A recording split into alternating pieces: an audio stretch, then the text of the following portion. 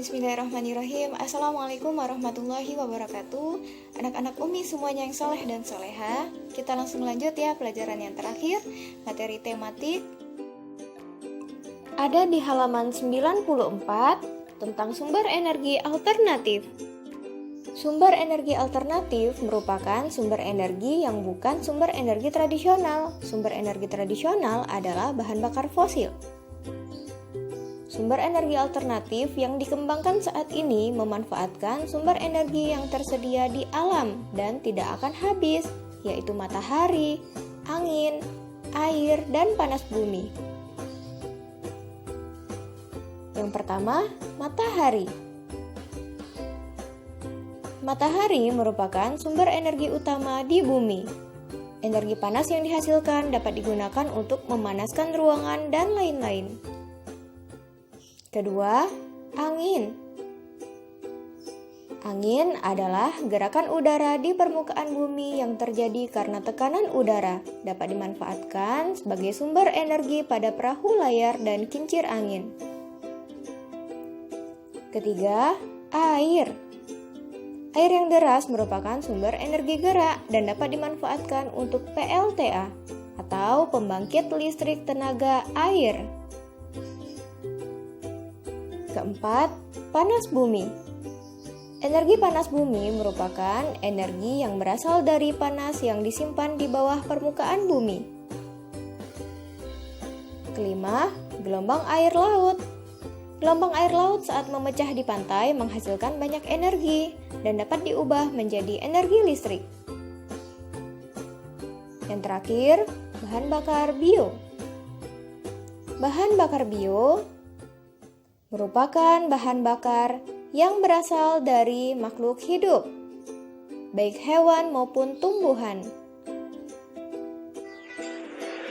Hai teman, kali ini kita akan melihat pemanfaatan sumber energi alternatif. Panas bumi. Sumber energi panas bumi berasal dari dalam perut bumi. Energi yang dihasilkan oleh panas bumi disebut energi panas bumi atau geotermal. Energi panas bumi dapat dimanfaatkan sebagai sumber energi pada pembangkit listrik tenaga panas bumi. Sumber panas bumi berasal dari batu-batuan yang meleleh yang disebut magma. Magma akan memanaskan air yang tersimpan di bawah permukaan bumi, teman. Air yang dipanaskan oleh magma disebut zat cair panas bumi. Zat cair panas bumi inilah yang dialirkan ke atas permukaan bumi untuk diproses. Setelah sampai di permukaan bumi, zat cair panas bumi dipisahkan uap panas dan airnya. Uap panas yang telah dipisahkan kemudian dialirkan ke pembangkit listrik untuk memutar turbin yang terhubung ke generator. Putaran turbin akan menghasilkan energi gerak yang selanjutnya akan diubah oleh generator menjadi energi listrik. Zat cair panas bumi yang suhunya telah berkurang dikembalikan ke bawah permukaan tanah untuk dipanaskan kembali oleh magma. Biomasa. Biomasa merupakan sumber energi yang berasal dari hewan atau tumbuhan. Saat ini terdapat 3 jenis biomasa yang sudah dikenal luas, yaitu biogas, biodiesel, dan bioetanol. Biogas merupakan bahan bakar bio yang berasal dari hasil fermentasi sampah organik seperti kotoran hewan atau sampah tumbuh-tumbuhan. Pembuatan biogas dimulai dengan mengumpulkan sampah organik ke dalam bak penampungan yang sudah tidak ada unsur oksigennya. Sampah organik yang dikumpulkan akan terfermentasi dan menghasilkan gas metana. Gas metana inilah yang dapat dimanfaatkan sebagai bahan bakar pengganti minyak tanah atau gas LPG. Bahan fermentasi sampah organik juga dapat dimanfaatkan sebagai pupuk loh teman. Biodiesel merupakan sumber energi yang dapat menggantikan bahan bakar solar untuk mesin diesel. Biodiesel berasal dari minyak sayur atau lemak hewan. Yang kalian lihat saat ini adalah proses pembuatan biodiesel dari buah kelapa sawit. Perhatikan, buah kelapa sawit yang masih muda digiling kasar dan dipisahkan dari bijinya. Setelah itu, gilingan kelapa sawit di oven hingga berubah warna menjadi coklat. Buah kelapa sawit yang telah di oven dimasukkan ke dalam tabung berleher 3, kemudian dicampur dengan cairan metanol dan abu. Cairan metanol digunakan sebagai pelarut, sedangkan abu digunakan untuk mempercepat pembentukan biodiesel. Campuran tersebut dipanaskan dengan api, setelah itu disaring dan didiamkan selama 1 malam. Setelah 1 malam, cairan akan terpisah menjadi 2 bagian. Bagian atas adalah biodiesel dan bagian bawah adalah gliserol atau lemak tunggal. Kedua cairan kemudian dipisahkan. Cairan biodiesel siap digunakan untuk mengisi bahan bakar mesin diesel. Bioetanol merupakan sumber energi yang dapat menggantikan bahan bakar bensin. Bioetanol umumnya terbuat dari tumbuhan yang mengandung karbohidrat atau zat gula tinggi. Yang kalian lihat saat ini adalah cara pembuatan bioetanol dari biji jagung. Biji jagung digiling dan difermentasi selama 7 hari.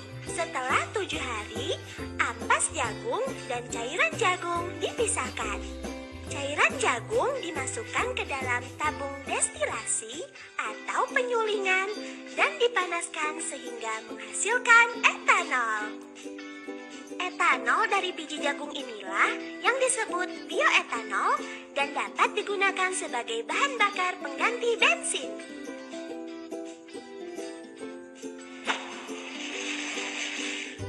Angin.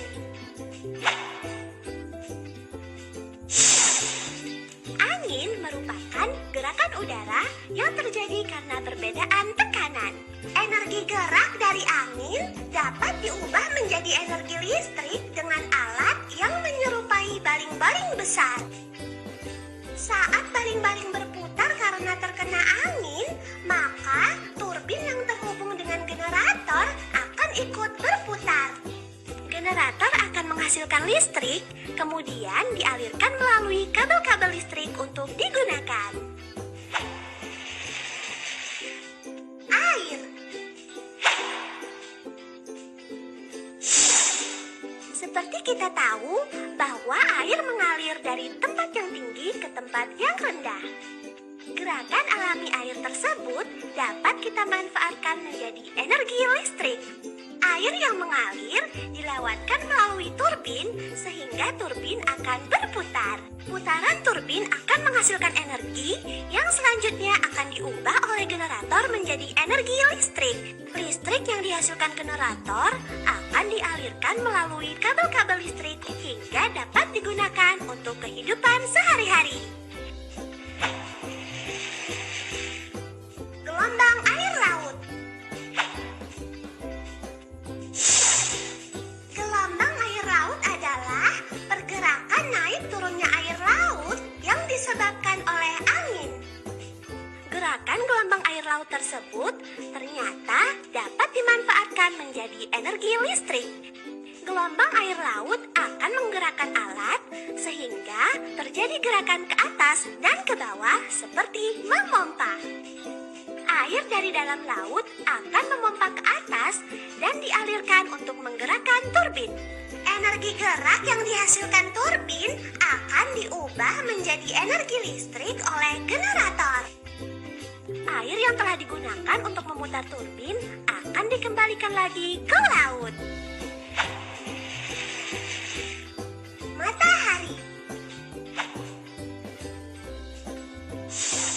Energi yang dihasilkan oleh matahari disebut energi surya. Energi surya dapat dimanfaatkan sebagai tenaga listrik melalui panel surya atau biasa disebut solar cell. Panel surya dipasang menghadap ke atas untuk menangkap sinar matahari. Panel surya terdiri dari 2 lapisan semikonduktor. Bagian atas bermuatan positif dan bagian bawah bermuatan negatif. Bagian bermuatan negatif akan menangkap energi dari matahari, lalu akan dilepaskan ke lapisan bermuatan positif. Oleh karena itu, akan terjadi perbedaan tegangan yang menghasilkan arus listrik. Listrik akan distabilkan arusnya oleh alat konversi dan siap digunakan.